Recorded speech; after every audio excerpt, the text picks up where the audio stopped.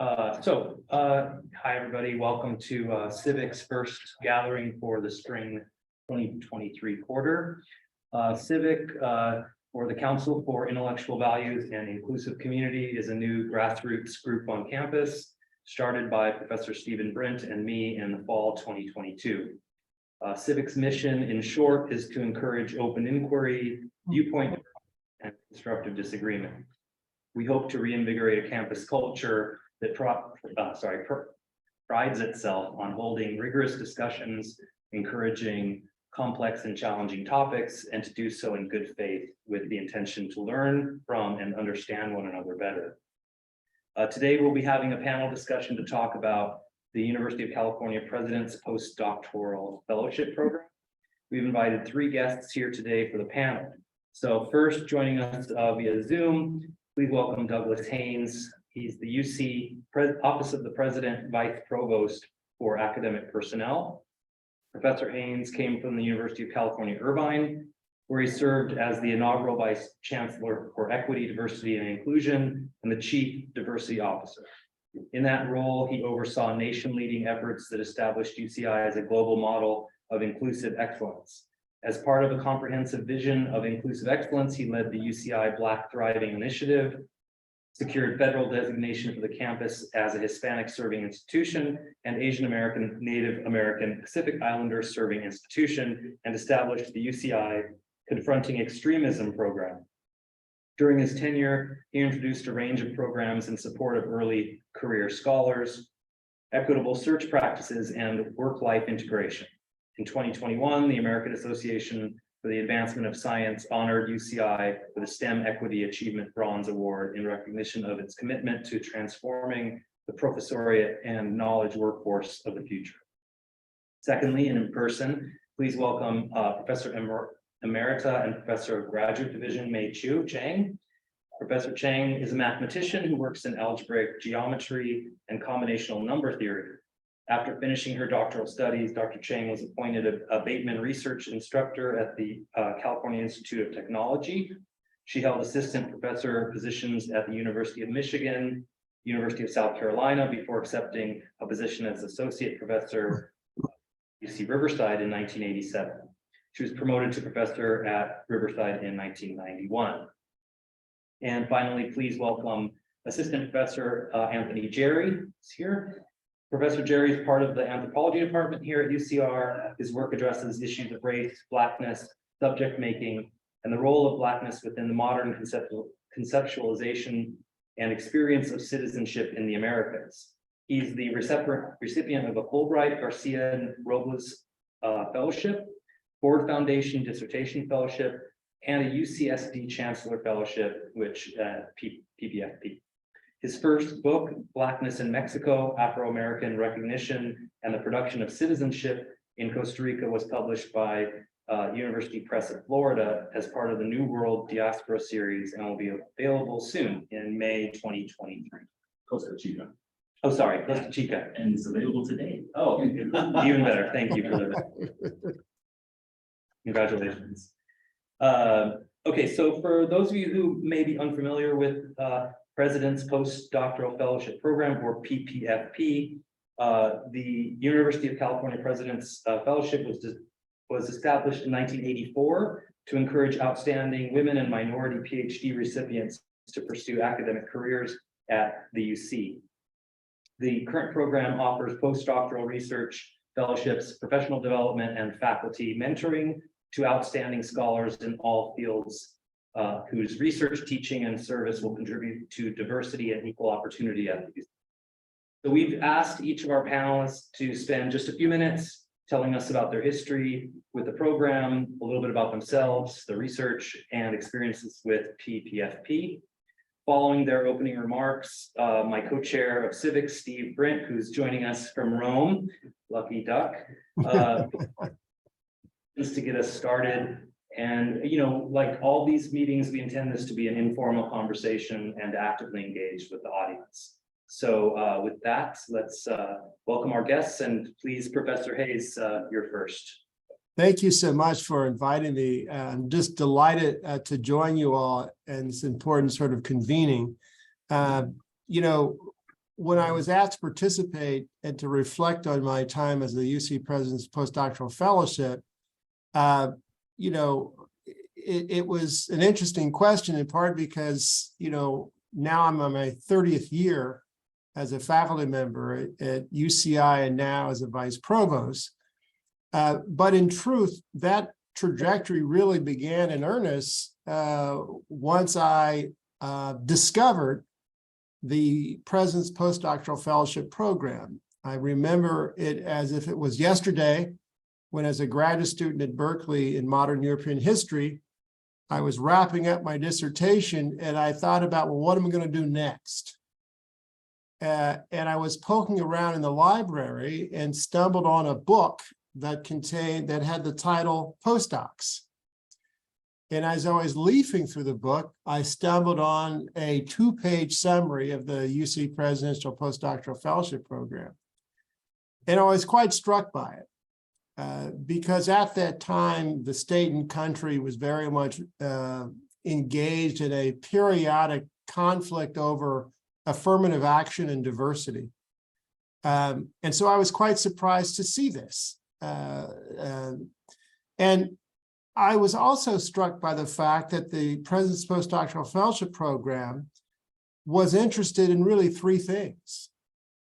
One, early career scholars who wanted to pursue a career in higher education. 2, that they had a demonstrated commitment to diversity. And 3, plan to have their degree in hand should they be selected as a fellow. And so with that, I decided to submit. And once I was selected, what was quite striking is that the President's Postdoctoral Program created a network, a community, but also knowledge to navigate something that was the first for me. What did being a faculty member mean? And so those relationships played a very valuable role as I progressed the ranks from assistant to associate to full professor. And at the same time, as the issue of diversity and affirmative action became far more polarizing in the state of California, the stakes became even higher for the UC President's Postdoctoral Fellowship Program after the regents passed SB 1, which prohibited consideration of race, gender, national origin, and then the voters of California passed Proposition 209. And so the President's Postdoctoral Fellowship had both to serve its vision, but also change. And even as it's changed, it's been true to its core to diversify the professoriate of the future. And so even as I was a postdoctoral fellow at UC Irvine, where we participated in system-wide career development programs, as well as ongoing connections, I was able to serve as a reviewer, as a mentor, as a member of the UC President's Postdoctoral Advisory Board. And one thing I did as the inaugural Vice Chancellor of Equity, Diversity, and Inclusion at UCI was to aggressively leverage the President's Postdoctoral Fellowship Program. So we established our own self-funded Chancellor's Postdoctoral Fellowship Program to grow our numbers, to grow our pipeline. We also aggressively leveraged the hiring incentive, wherein each campus that hires a former fellow receives about $500,000 over 5 years.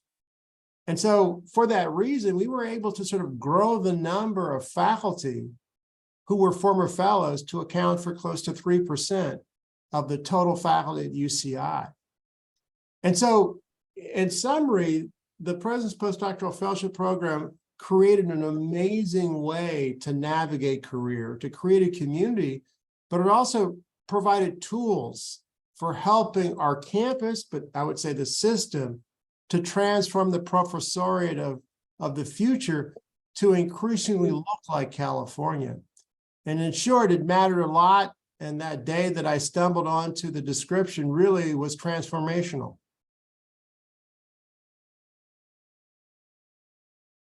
Thank you. Either of you can go first? Flip for it.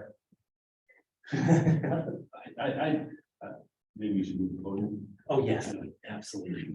I don't have much to say. So. Maybe I will go first, since I think I'll save a lot for the Q&A, but as far as the experience of the postdoc goes, I think I applied in 2014, and I wasn't too sure what the postdoc was and what the incentives were. I had been offered another postdoc at the University of South Florida, but being from California, being from San Diego, the chancellor's postdoc was attractive because it allowed me to stay in San Diego for a few more years. And I think at that time, while I knew what the intention was, I don't think I was so set on becoming faculty at the time. I sort of took a non-traditional route in education and sort of got every degree that was kind of available to me as a way of finding out, right, what I needed to do the work, right, as it came to me. So I ended up getting a bachelor's degree, then a master's degree, then a PhD, and then I got the postdoc because I thought the postdoc would actually help me continue the work that I was doing and finish the project that I was working on in Postdoctoral. And I think the support that I got through the postdoc then allowed me to really sort of understand that I did want to commit to higher education. I was trained, I think, at the University of Illinois to do that. I was trained to be someone, I think, that was, at least their understanding is that's where their graduates were going to go, right? To train graduate students at research institutions. But I wasn't sure that the work that I was doing or the goal was actually to be there. But I think that the postdoc actually helped me figure that out. Some of the mentorship that I got through the postdoc, helped me think, hey, this might be the place that I want to stay in and make a career. So I'll definitely credit the postdoc for that. I only did 1 year of the postdoc because I've had a family for a long time. So I was a student with kids as an undergraduate. And so the postdoc then allowed me the option of thinking about whether pursuing that second year in the postdoc to develop my project or actually finding a job. So once I committed then to finding to working in higher education, then I actually decided, okay, now I want to look for a job. And I think the postdoc facilitated that really well. The postdoc gave me an opportunity to reach out to campuses, to share my work with them, and then see if they might be interested in hosting me to share the work with the department. Right? And the way that we were told, what we were told with the postdoc is even though you may not be considered for a position, you should consider that every time you're sharing your work is actually an interview with those departments. And so it gave me an opportunity to do that, to share my work here in Southern California. And a couple of offers actually came from it in that first year. So I took the one here at UC Riverside, and the rest is history. So I applied the PPFP after I got my tenure offer from UCR because our teaching load was 6 courses and I couldn't teach that time. And then a friend said, you saw a flyer. This is only for women, so it must be easy. And also the deadline is late because the other postdoc fellowship I already passed. So sure, I got it. And so I got teaching leave for 2 years.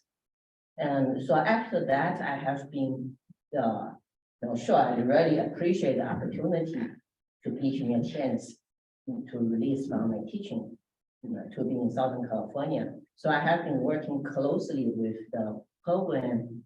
So if you want history, I know all about it. So what you said was right. At the beginning, was only for women and minority, but later California had this proposition 209 that this is you cannot, for higher education, you cannot hire because of the race and whatever. So I think that was Sheila Olu.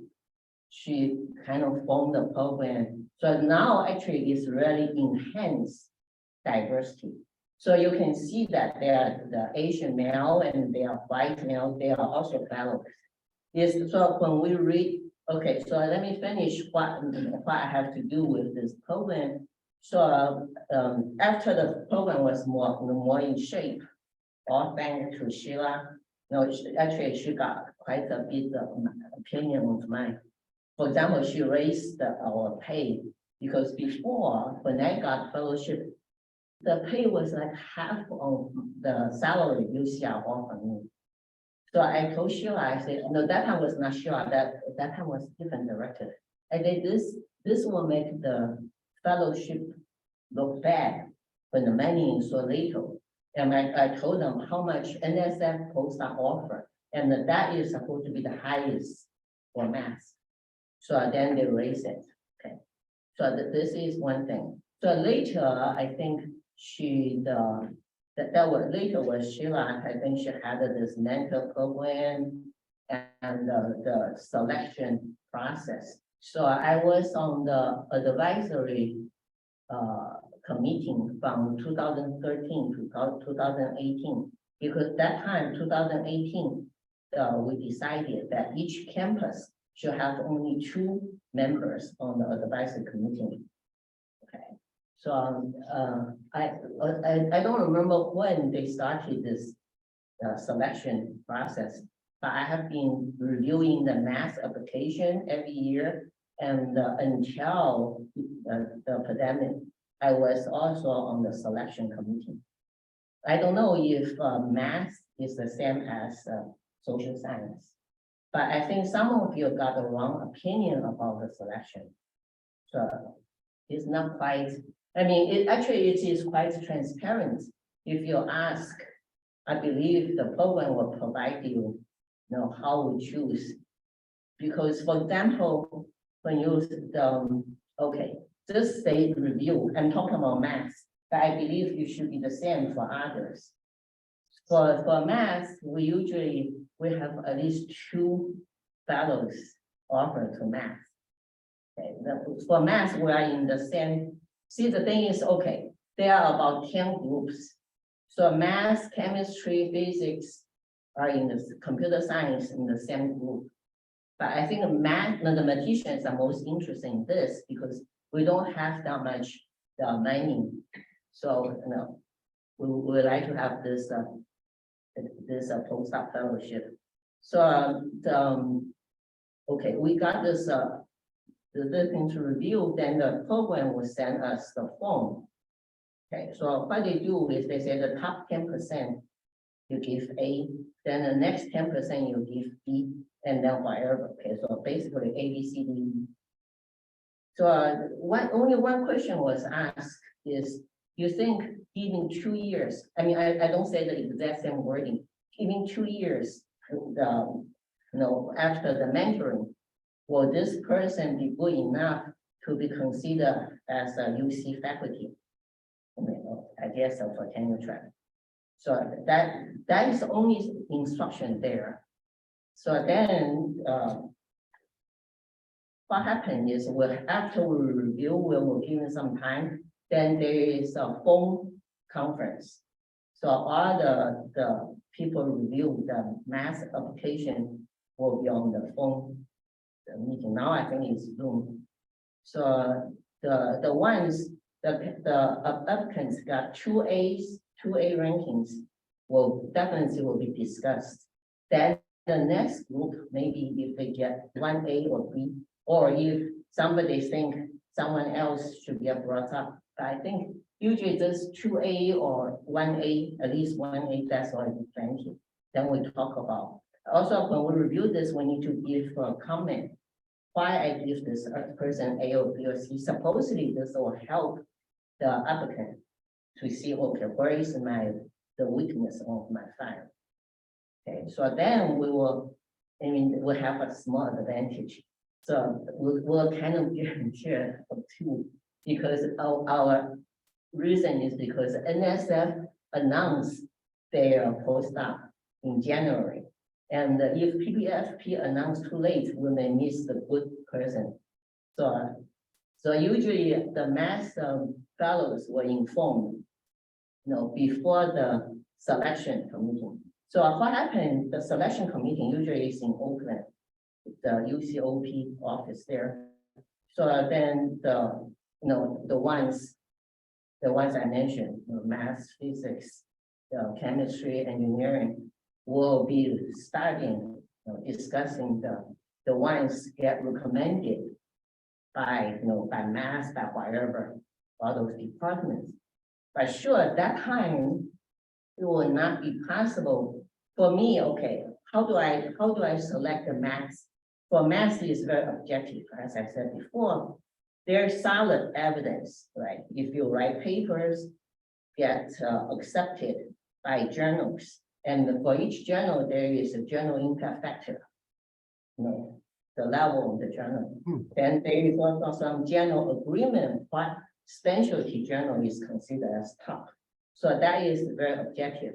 Another thing is for PPFP, you need to have a mentor in a UC campus. Okay, so the requirement is your advisor need to write a letter, your mentor need to write a letter, and then you can have an optional letter.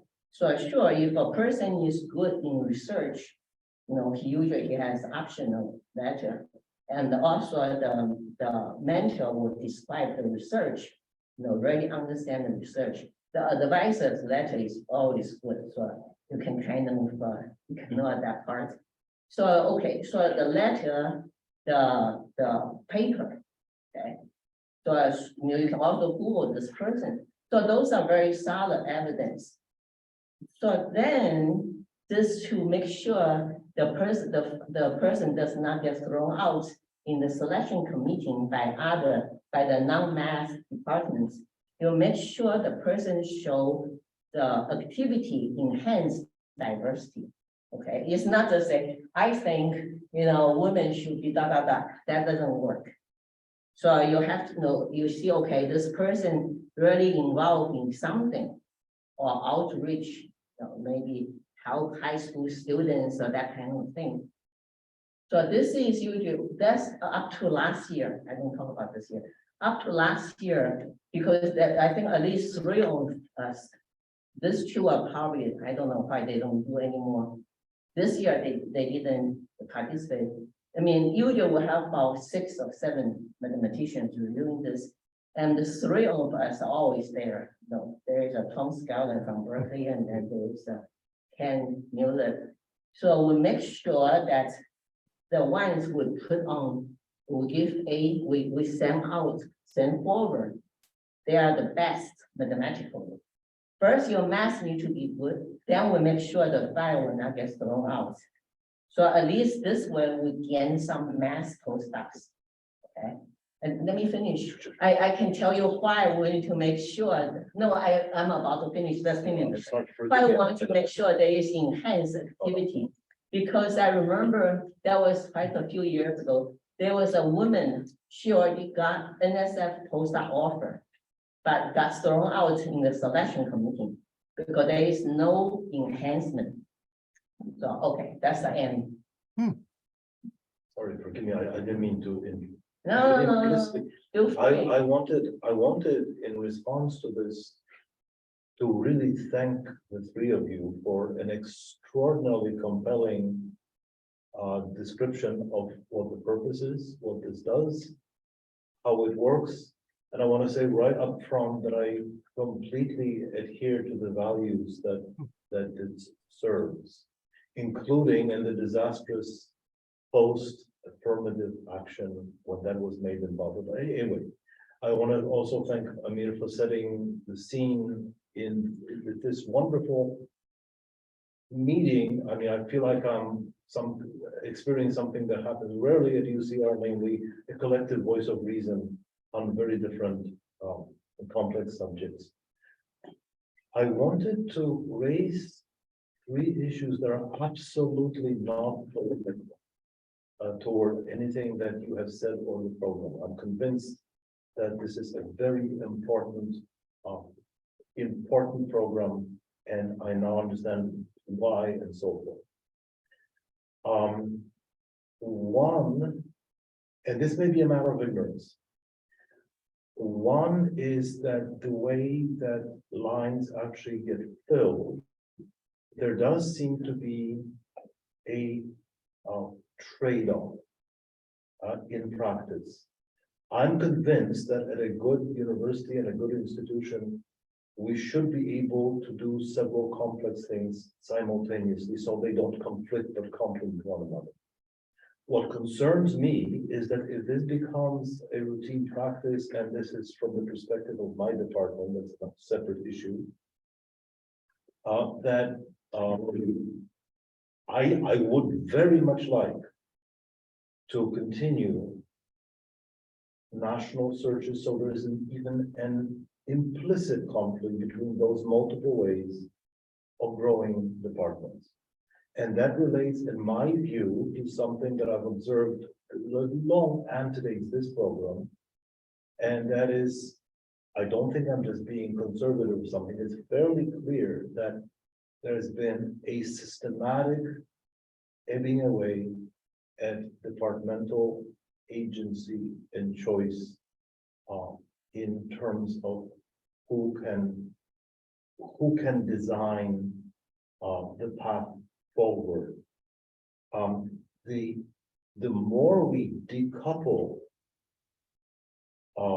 those multiple ways of achieving a good thing as false choices, the better off I think we'll be. That's one thing I wanted to say. The other, I appreciate the fact that, thank you very much, that I may not be understanding something here on the systemic level. I have no doubt that this process can reach excellent outcomes in particular cases, or even collectively in terms of selecting highly qualified people and great people. My sense is that we're going to have precisely that kind of outcome in my department. I've been on that committee and so forth. My one remaining question continues to be, only from my experience, after I saw the 500, the list of 500, is how on earth, out of the list of 500, I or anybody else can, without pulling rabbits out of the hat, make sure that we are delimiting an excellent initial group. We're likely to find somebody excellent in the group we delimit, but there is a threshold issue with the population at large, which I don't think works as well as in national searches, but I can understand the choice here. My third issue, and I hesitate to raise this, but again, I come from a department with an extremely difficult recent moment of history, of its own history. It is a history department, in marshaling and invoking questions of diversity. And what I am begging for to anybody who will listen is that we recognize that we can and should do multiple things at once without hostility or accusations, or which none of which comes into play in this week. None. But I'm always very powerfully involved by what I go through, and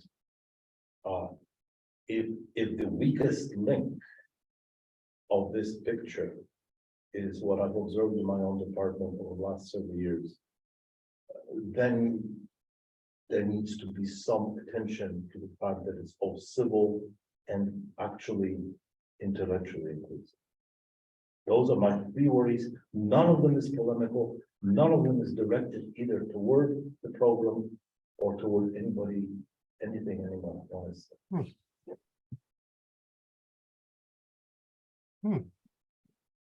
Douglas, did you want to? I'm going to do a tiny bit of moderating from this end for the Zoom people. So I know Steve has some questions, but Douglas, you're humming. Do you have a response? Well, I think that if I track the comments carefully, you know, the UC PPFP program was established for a very specific reason, right? It was to desegregate higher education in California, right? And that that continues under the guise of diversity, right? And underlying it is the idea that the processes that we've long relied on as an institution have been imperfect at best in achieving that end. What we've learned with the President's Postdoctoral Fellowship is that there's a growing pool of highly talented early career scholars, many of whom come from historically underrepresented populations. And I think that another lesson we've learned is that for the most part, faculty across the university, regardless of the age of the institution or the department, they've actually been given resources and they've deployed those resources to hire faculty. But for a variety of reasons, their ability to actually recruit and hire and retain and advance faculty from underrepresented groups has been highly uneven, whereby there are whole sectors of arts and humanities and sciences where there are no Black faculty, very few faculty, Latinx faculty, and absolutely zero faculty who are Native American. And that's a function of choices, right? And so my final point is this: in the absence of the UC Presidential Postdoctoral Fellowship Program, the hiring incentive, let me put it another way. These programs account for 10% of the growth of underrepresented faculty in the University of California. So if we were to pull that away, we would see a net loss in the overall diversity of the faculty, which is quite considerable when you think about it. Can I respond? Let me give Steve, let me Steve, why don't you? Yeah. Hi there. Thank you to the panelists. We're joining from Rome, Ciao da Roma. I wanted to, I want to say, first of all, that I led the campus opposition to SB1 and SB2. And so I have been a longtime supporter of affirmative action. What I have observed about the program is that it's had a lot of successes. There have been a lot of wonderful people who've been brought in because of the program. But I've also observed some issues that I'd like to hear some discussion about. Affirmative action did not, in my judgment, have anything to do with the ideological propensities of faculty members. And what I think may be true, but I'm going to defer to the panel here, is that in the sciences, I'm completely with desegregation. But in the sciences, I believe the program has been successful in bringing more women, like me, into the faculties and the sciences. In the humanities, arts, and social sciences, what I wonder about is whether there is an ideological litmus test, whether there are any apolitical people or political moderates who are selected. The other thing that I'm concerned about is that some deans now are relying more heavily on this program, which, after all, even though we don't know exactly who is selecting the postdocs. Maybe you can find out, but it's not easily accessible. So a system chosen people rather than national searches going into the reproduction of the creation of the faculty. And I think that reliance, which becomes greater when there are economic problems in some campuses is potentially problematic because you're taking the choices from experts on the faculty to an unnamed committee of UC, I assume they're UC scholars, but we don't know who they are, what their qualifications are for selecting these postdocs. So those are two things that, even though I recognize the achievements of the program, and I'm all for resegregation, do worry me, or desegregation, sorry, do worry me about how the program is working in practice at this point.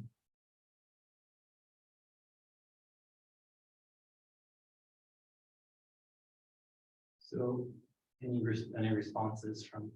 Yeah, well, I mean, I would prefer to speak more to the experience, and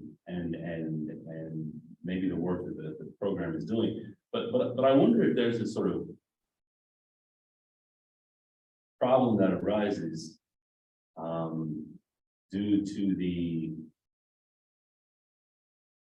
intention of the president's postdoc program and other programs, and then people's understanding that the methodology associated with hiring and looking at these folks then has to be directly in line with that intention, right? What I mean to say is that ultimately there doesn't have to be the separation between the national search and these postdocs, right? Ultimately, in our department, for example, if we're looking for someone, we might include someone, right, in that search alongside. We might invite someone out, right, to give a talk. And then we can include them in a way in that search, right, and compare them to the people that we're searching for. But for some reason, people think that if it's a diversity program, then it has to be a separate track. There has to be a separate methodology, right, for incorporating these folks into, right, the searches, into consideration. And I don't think that's the case, but I think for some reason, there's an intuition in people's minds that these things have to be separate. And I don't think they do. And because people think they have to be separate, then they create these separate tracks. And now we're talking about diversity versus quality and merit. And I don't think those two things have to be in opposition to each other. I don't think those two things have to be separate. And I think it is that issue of methodology then, right, that allows us to reproduce that.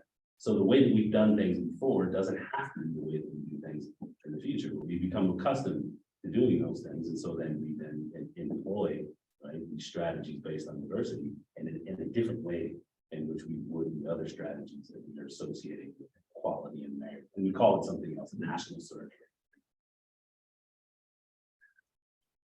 Either one of you, and then Colleen, I think. But agreed, absolutely. It seems to be important that these be integrated so that at least you have something of a pool so that you can actually make an informed decision about what the file actually looks like. But that's the challenge right now, I think, with certain deans who see it effectively, I think, as a cost-saving mechanism, so that there is no pool. It's simply, here are some people, maybe one of them is good. And it's very difficult in a vacuum to evaluate one or two people and think about what does this look like. And it also changes quite radically the conception of what sort of search we're actually doing in that context. So absolutely agree. Thank you. That's I think the appropriate way to do it. But at the moment, at least, that's not how all the deans are understanding. Yeah, and one of my frustrations then is that while I also believe that that is the appropriate way to do it, that even before the pressure from the deans might have, the circumstances might have changed. I don't think people were doing it that way either, right? So what we have now is a sort of legacy of that conversation, these two separate tracks, now then informing the way that people are responding to pressure from deans and those kinds of things. Right, and maybe if we were doing that in a different way before, right, there might be a different way to consider the pressure that folks are getting from the administration or whatever. And again, I'm an assistant professor and I can't speak to some of those things. I haven't been the chair, but I do know that in our department, for example, in anthropology, we've incorporated the president's postdocs into our strategic plan. So we're not obligated, right, or are we committed, right, in the beginning of the year to hiring anybody from that program. But we do look at the folks in the program to see if they fit into the strategic plan, right? And if they do, then we might consider them and invite them out for So, but it's based on that rather than the idea of, hey, we're looking for someone who fits a particular box within the realm of diversity. So I don't know that all the departments are doing that. And I think that the intuitions that people are using to hire folks oftentimes exclude those folks, right? And they only go to those programs when they're trying to check in. And that's a problem. Either John or Colleen. I'll defer to my colleague. Colleen, go ahead. You're muted though. You have to unmute. So I wanted to first say, Douglas, your talking has been really wonderful, and like you're so so articulate and such good spokesperson for the program. And I think that the pushback was not, let's get rid of the PPFP. I mean, I think everyone here, if I got the Sure. wants this program to flourish. But that's the only way to, the message we're getting from some deans is that hiring from that program is the only way to show a commitment to diversity. That's the only way. If you don't do that, you're not committed to diversity. So even if you take the steps that I wish I had all the names. Sure. That the lovely guy with the new book was talking about, I'm sorry, said, and you have the strategic plan, and you look at, and you make sure that every year you look at the available PPFP candidates, and you have them out, you see if they fit, blah, blah, blah. Even if you're doing that, if you don't hire one of them, you are not committed to diversity. You're insufficiently participating in the PPFP. And that's the message we're getting from some of the deans, which is which is why the pushback isn't that we don't, Sure. the program is awesome. We should pay attention to these postdoc scholars every year. We should see who's available. But the pushback is coming from, like, if you don't hire one of them, then you're not sufficiently committed to diversity. Colin, I appreciate that clarification, but my remarks were really driven by this idea of the relevance of the PPP program. But what's intriguing is that a dean is defining what constitutes success, right? Yeah. And so I guess I'm somewhat surprised that sort of stands as a type of measure, because often the conversation comes down to a resource and a reward, right? Do this for that, right? Uh-huh. And so I guess I'm just really surprised that the resource choices at the decanal level is being used to steer departments to behave in a certain way. And I think if that in fact is the case, it's not supporting the underlying purpose of the PPFP, right? Right, which I agree, because if you want to diversify your faculty have the discretion, the prerogative, and the privilege to do that with their own FTE. and there's other ways to we're specially placed to help with the pipeline issue at UCR. And so a lot of, especially in my department, the candidates that apply, we have a huge pipeline issue, right? It's still only 30% of the applicants are women in philosophy, 2% are African American. Yeah. I mean, it's a terrible pipeline issue. And we're really well placed to try and help our diverse undergrads make inroads into higher education. And so, one might think that lots of efforts going towards that shows a commitment to diversity, you know, along with better hiring practices and, you know, but that's not really the message we're getting. Yeah, I would just say my view, it's not a zero-sum game, Right. Yes, I agree. but often it's invoked as if it's a zero-sum game. And what puzzled me is that all of us are highly critical thinkers, we're well-trained, we rely on data, we're very careful about language. But when it comes to diversity, we can't count, we can't rely on a common vocabulary. And the problem then becomes diversity, right? But the problem is that often we have this amazing, very successful program that's seen as the only thing. It isn't the only thing. It was created because our colleagues were choosing not to hire underrepresented faculty for whatever reason, okay? And so now it's successful and it's become seen as problematic. I mean, who's taking responsibility for diversity? Is it the dean or is it the department? I'm gonna ask John to speak. I have a response to that. Sorry. John Fisher. I was supposed to teach at 12:30 and I put it off for 1 so I get a 10, but that means I have to go really quickly. So I will first thank all of you. And I thought the presentations were very eloquent and thoughtful, and I agree with the goal of the program. But I agree with Colleen, my colleague in the philosophy department, that the way it's implemented, especially, I'll just be frank, here at UCR, perhaps I can be even franker, by the dean of our college, is that he'll tell us, you have to hire from this board. I'm not going to give you an FTE. I'm just going to say, you have to hire from that pool. And that is not, as I understand it, the way the program is supposed to work.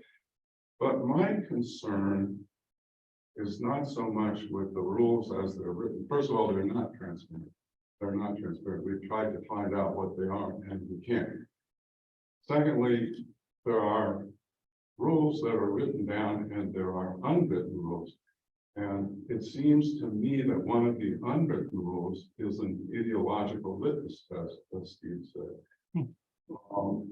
Not in math. I can't imagine that abstract algebra would admit, or set theory would admit of an ideological litmus test. But in the humanities, I think there is one. And here's my question.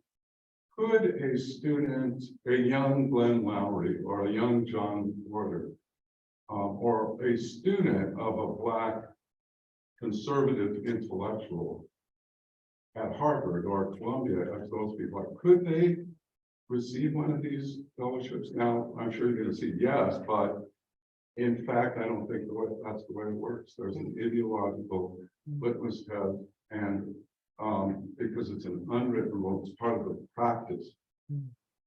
Well, I think that you're making 3 points that are very different, right?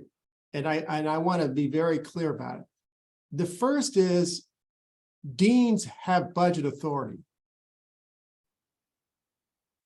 If they're choosing to say, you won't get any FTE, but here's a resource that you can try, that's a budget decision, okay? That's a budget decision. If you're asking if there are rules, of course there are rules. I mean, for the past 26 years, we've been subjected to enormous third-party attention about whether or not we're honoring the state constitution. And I think your third question is about who gets to be a UC faculty member. Basically, a UC faculty member is somebody who has got a PhD from probably one of 35 research institutions, that they come from highly recognized programs, And it's, I think, not about their partisan political positions, but are they good? Right? And so you mentioned Glenn Laurie. I think he would probably get hired at any great institution. But remember, it's up to the faculty. I have to go. I'm really sorry. I'm going to be late, but and I appreciate what you said. But I think in practice, a conservative intellectual could not get one of the PPFP fellowships. Now, they, of course, Glenn Laurie or John Porter, they're at Harvard, they're at Columbia, they would be hired. We'd love to have them at UCR. And I think Anthony Jerry is a great. Yeah, but remember, John McWhorter was at Berkeley. There's an in fact, there is an ideological litmus test. I guess I don't want to debate that, but John McWhorter started his career at Berkeley and left. I think he's either at Columbia or NYU, right? I believe he's still an associate professor. He writes a lot, but in the linguistics community, it could very well be that what he writes doesn't merit promotion to full professor at Columbia. That's not because this discipline is ideologically opposed to what he has to say as a New York Times columnist. It's that he's not producing the scholarship that's deemed worthy of being promoted to full professor. I gotta go, but I want to thank all of you. And I had to just press on some of my worries, but I really commend you for all the great work you're doing, but I have to run. Yeah. Anybody online want to ask something? Amir, I've raised my hand for. Ooh, I'm sorry. You can see it. Go. No worries. So Douglas, thank you very much. You presented these as 3 different questions. In fact, they are all very closely interrelated, I think. And I'm a German art historian who came to the UC system 15 years ago. I doubt I'd be hired these days. That's fine. But I'd really like to emphasize what John emphasized before about having, certain filters in who is going to make it into the UC system through this program. And we've had a colleague in art history who was on one of these committees for the postdoc, presidential postdoc fellowships. And there clearly was some idea, people were looking for buzzwords for people to make it through. And I think that's wrong.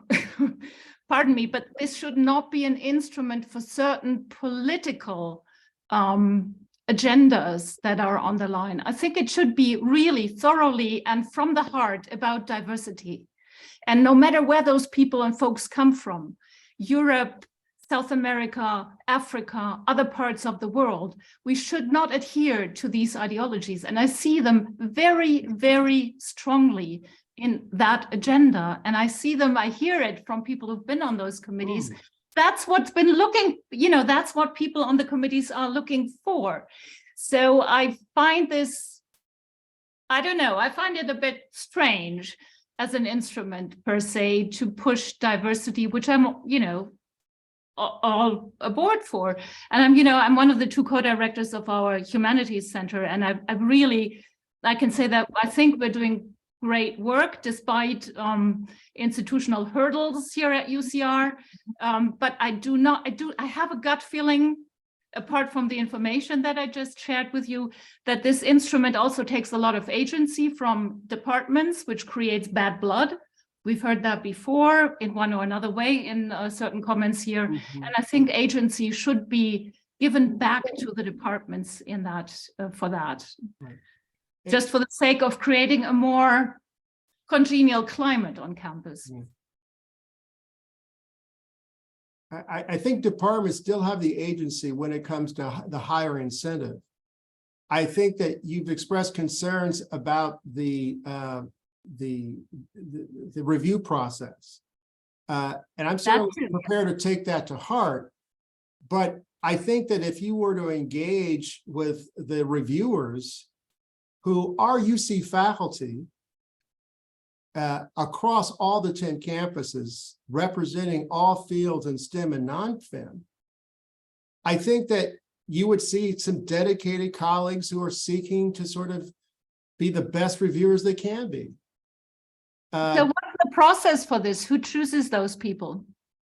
It's a common process that the director of the program, Mark Lawson, reaches out broadly to mobilize interests of the faculty. So there's nothing that's being hidden. You can contact Mark Lawson, who's been the director of the President's Postdoctoral Fellowship Program.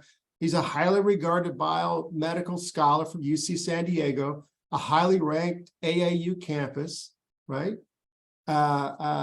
You can go to the website and look at who's getting hired over the past 30 years. They include MacArthur Genius Fellows, members of the American Academy. So, you know, there's a lot of information about the program that's available, right? And I'd say, learn more about it. And I'm totally open to taking constructive criticism, but I want us to have a conversation about what at least we can agree on. Okay, I'd like to take a turn and then go. So I guess I think that the hang up for me particularly is in the big picture, is in some of the language that's used. Douglas, you actually brought up something really important, that yes, we are all these academics who have a hard time agreeing on some terminology. Yeah, absolutely. I mean, the idea of an underrepresented group is somewhat arbitrary. I mean, the list of a few categories you came up with change every 5 to 10 years. The census changes. What groups count and what groups don't count make a difference.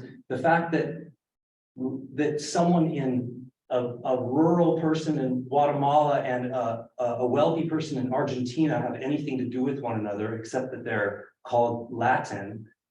You know, I mean, where are Egyptians in the underrepresented category? Yeah, that's an excellent question. And I just want to remind everyone that the language of the state constitution is very explicit. Right. But No it's all consideration of race, national origin, or gender. Very straightforward. When you look at the criteria for the president's postdoctoral program, it doesn't say you have only X can apply. It's broad and open. You need to have a PhD in hand. You need to have an interest in a career in higher education, and you need to be able to articulate about issues of educational equity and access, right? And so, if we were to do, and we haven't done this, to look at who gets to be a president's postdoctoral fellow, I would say you would have a pretty significant gender distribution. If we collected data about gender identity, we would also find some representation along the transgender, non-binary. I think you would find folks who come from a wide range of backgrounds, but the review committee is looking at how do they sort of best respond to these three criteria, right? And so when I say underrepresented, that is a specific population, but for all practical purposes, the postdoc program doesn't prescribe for them, right?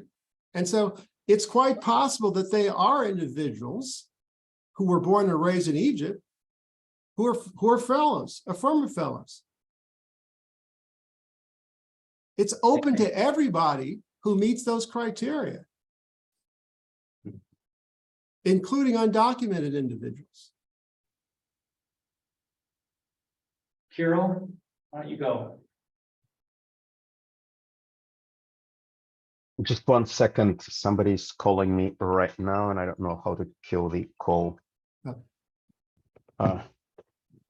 Sorry. I just wanted to quickly comment on something, and I'm from the Department of Physics and Astronomy. So we are certainly not affected by sort of any ideological considerations, so at least not in any obvious way, or less so than my humanities colleagues. But I can just share an observation of what I've seen in my 15 years as a faculty member. And I think during that time, we've hired 2 people from the presidential postdoctoral pool, and at least I can tell you how that was like the last. So none of them were hired under the current dean.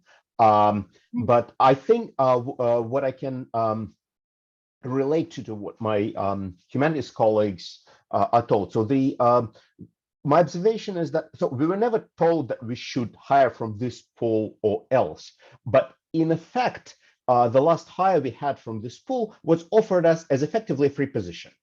And so, and it's in a sense, this is hire from this pool or else, because, you know, basically, the position was not in some long-term plan in the department, and suddenly just came about, okay, you guys can hire from this pool, which we did. We hired a good person. Now, of course, you can argue we got a free position out of this, but of course, nothing is free in the sense that what that means is that the next faculty line in that particular field is probably effectively delayed for a long time by the fact that we hired from the pool that wasn't a nationwide pool and it wasn't an international pool. And so did we hire a good person? Yes, definitely. Did we hire the best person we could have hired in an open search? Well, I can only speculate. This is counterfactuals. I cannot speak for that. But I think that is the bias that and as I said, in our case, it leads to hardly any ideological, it has hardly any ideological implications, but I can totally see how a practice like that will be different, or will be perceived differently among the humanities colleagues. And the fact that we had no say in the selection of the pool. Yes, you say that we can go to some web page and see who is in charge of that and see what they're doing. This is really opaque. So somebody else, in effect, pre-selects the pool from which we then get to draw a position. And I can totally see the backlash among the faculty to that very practice. And as I said, it's not a huge issue with us. Sure. But I can totally see that being a much bigger issue among my humanities colleagues. So that's just one comment that I want to make. Thank you. Thank you. Michelle and Steve, team Michelle and Steve. This is Michelle talking. So first of all, I want to thank the panelists for this very enlightening discussion. And I appreciate the time and the care with which they've approached these issues. I should say that, like everybody else, I'm in favor of diversifying the faculty, but in listening to this conversation, I find myself very perplexed what diversity means at the moment. And I'm wondering how you measure diversity when you're looking at these applicants. I can agree with almost everybody in my colleagues. As a former chair of the history department, I can say that we were offered positions. You have to hire from a presidential postdoc, or you will not get a position. Even though we had a strategic plan requiring a position in the field that was not on the list, that was not allowed, but we could get a presidential postdoc. So there was a budgetary problem on our campus, and I would wonder whether it's mirrored in other campuses or not. I don't know, but that's one question I have. My other question is really what we're talking about diversity when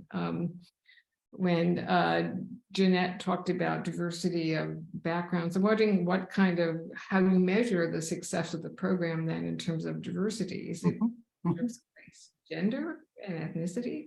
And that's not what you're allowed to do. So I'm really wondering how you measure success. Great. Those are 2 great questions, and I'll take them both in order. I think the first question is, I characterize it as straightforward, that at a school level, and I'm sure you all know this, there is a FTE inventory. And the dean gets to decide what allocations are going to be made. And you mentioned, for example, Michelle, that history didn't get any FTEs, but the dean says, well, there's the hiring incentive associated with the president's postdoc, right? Do that, right? And so that is far more instrumental than I think the original plan was, right? Of course, departments have the choice to say, no, we won't do that.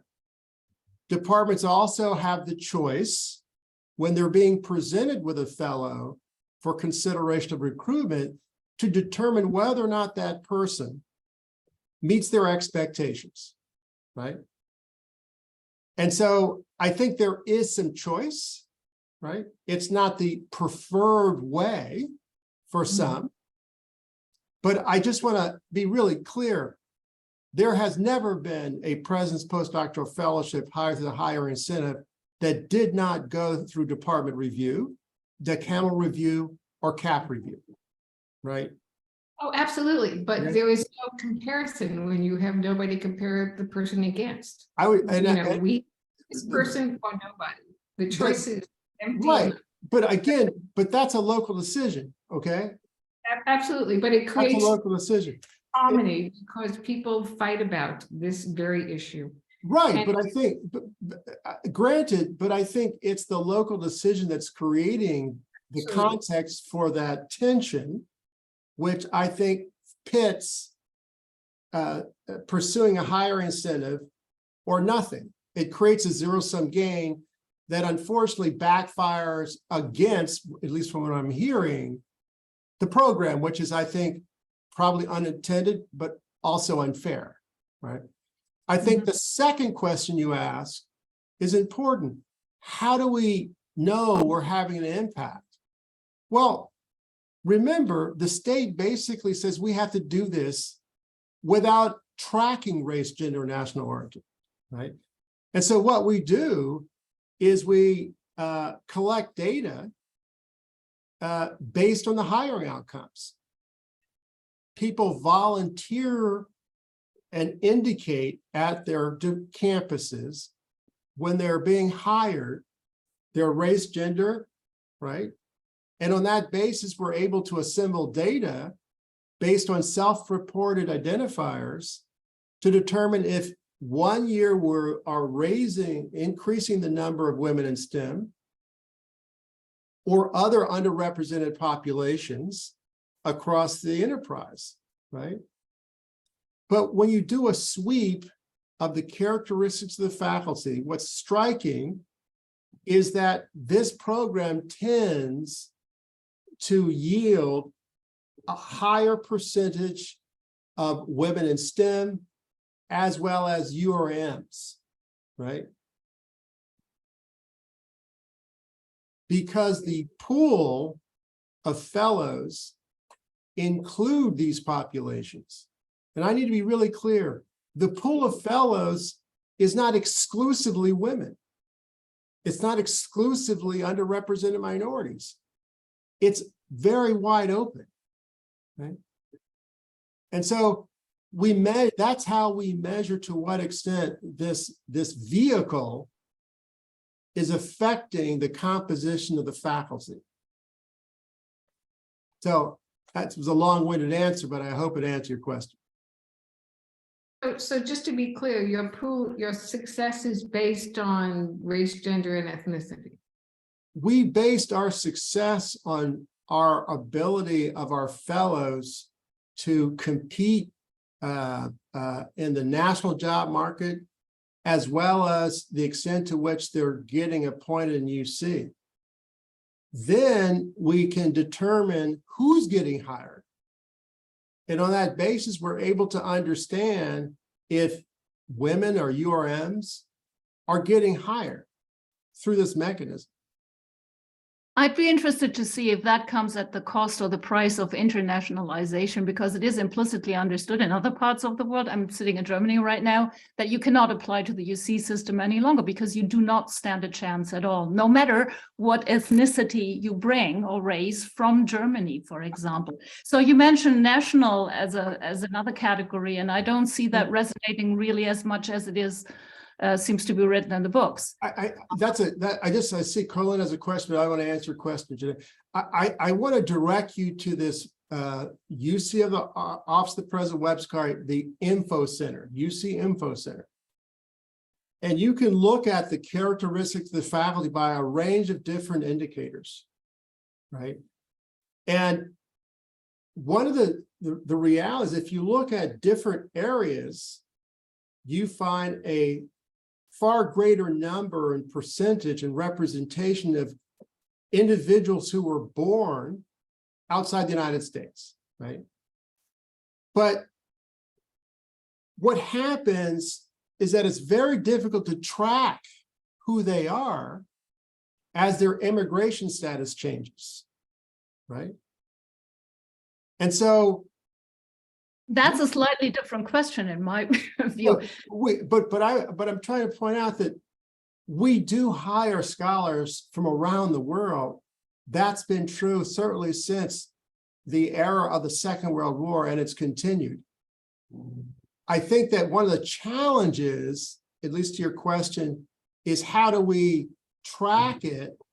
And what I'm trying to tell you that it's particularly difficult as individuals self-report and as their immigration status changes. But I would say we are engaged, I would say for the past 3 decades, in a global competition for talent. And I just think that's a reality when you're the foremost research university in the world. That's not so global anymore. I can tell you from Germany. Hello, here I am. It is not the case. The US is getting increasingly unattractive because of certain ideological preferences. And I have to spell it out right now, in particular in the UC system. It's very hard. Europeans don't bother applying any longer, and that, you know, has its reasons. I don't want to lament it too long, because I see the other side as well, but it is a fact here. Yeah, and I can say from Italy, it's the same exact situation. That Europeans do not apply because they know that they're not going to get a job in the United States. Yeah, you know, I think that people apply for a lot of different reasons.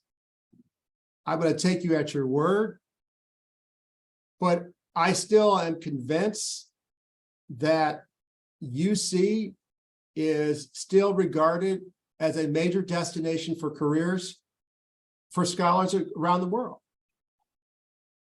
I need to interrupt and allow Chris to speak. Sorry. Well, my moment is sort of past. I also need to go, but I would say it was really a corrective to a comment you made a moment ago about a backlash against the program. And I don't think that's true. I think the backlash, so far as there is one, is in 2 places. One is against this topic that has come up a few times, which is this perception of, and I have to say it's a perception that I've shared and found it grounded in comments from many people who've been involved in the system, or rather in the process of the selection process, and the either explicit or implicit expectations of what a candidate brings. But more precisely, I think the backlash at this moment, insofar as there is one, is actually against the dean's office and the way it is being used, rather than against the program itself. The program, I think, is generally, perhaps universally respected and perceived as important, but as part of a broader hiring strategy, which at this moment has been gutted in favor of using it alone. That is a different problem. It is not, frankly, the PPFP's problem. It is the problem of our particular set of deans. I just wanted to make that point clear. Yeah. Thank you, and have a good afternoon. So we're dropping like flies on this end. Respect everyone's time. Colleen, I'll give you the last comment question. No, thank you. I'd like to second what was just said, is that it's not a backlash against the program at all. It's a wonderful program. It's just, the certain situation we're in right now. Yeah. And I appreciate the candor with which folks have shared their points of view. All that I ask is that if we're talking about diversity, I think one key point is that ultimately, as faculty, we get to choose. And I think the challenging part now is in this current budget environment where many campuses are facing structural deficits that manifest itself in terms of reduced hiring, reduced allocations of FTE, is that it's tightening things up, right? And I think that I'd like to see schools and colleges think about the President's Postdoctoral program as part of a comprehensive strategy rather than to try to plug a budget problem, right? It's hard enough.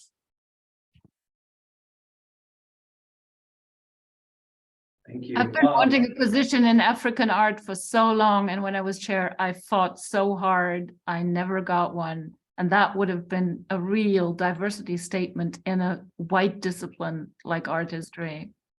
But that allocation decision was at the local level, was at the dean level, at the provost level. Yes. Well, I wanted a Chinese historian. I still want a Chinese historian, and it's still not yet here. So. Yeah, and I hear what you're saying. You know, my own Department of History at UCI, we have these tensions between what we want and what's available, right? But ultimately, we decide whether or not we want to utilize the hiring incentive.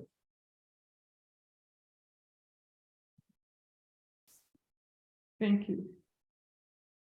So so it looks like we're Amir, are we coming close to the end of the meeting? Yeah, we're pretty much gonna get kicked out of here. Maybe I can just join everyone in thanking Douglas and Anthony and Mei-Chu for coming and having such a good, lively discussion about an important program. Thank you all. Thanks, and I just want to say before I let everybody go,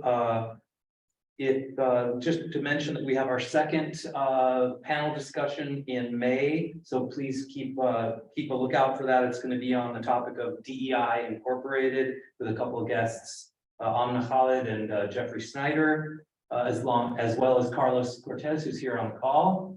That will be fantastic, and just if you want to stay up to date with what we're doing, email or come talk to Steve or I. But yeah, thanks everybody for showing up and really appreciate your time.